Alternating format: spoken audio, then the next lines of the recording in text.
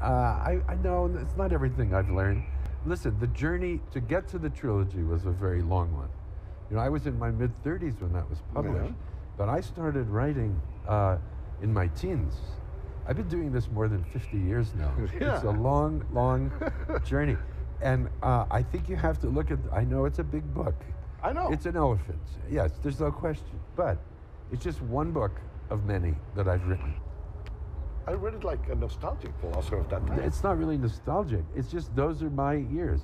Exactly. And the book is not an autobiographical book, but it uses my geography and my chronology. It's my time, the time of all my contemporaries.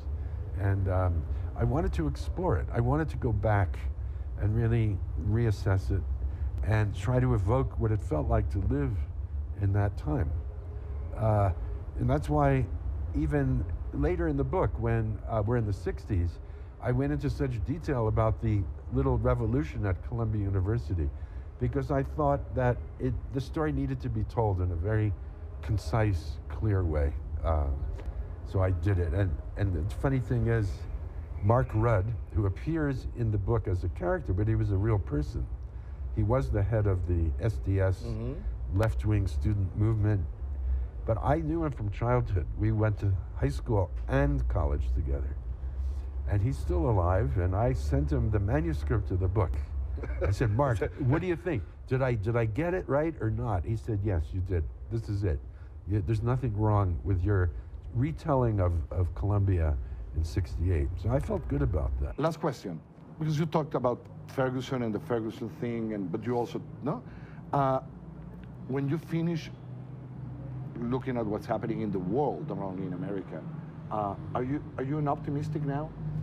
After 4-3-2-1, and when you went back to the past and saw the 50s and the 60s and all that, and the 70s, and now look at the world, are you less optimistic than you were maybe 20 years ago? But then again, when I was young, say during the Vietnam War, which was a terrible time in the United States, as you know, we were just as divided then as we are now.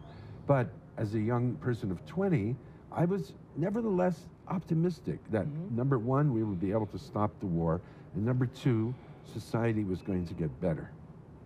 Now, I'm not so sure. We seem to be going backwards in America very fast, and I'm scared. And you don't see a movement there, a seed of something of change? Because for the first time since those days, there's been a new move of activism among the American people. People have finally understood that it's their country, and if they let other people take it over, they're going to lose everything, and they're pushing back.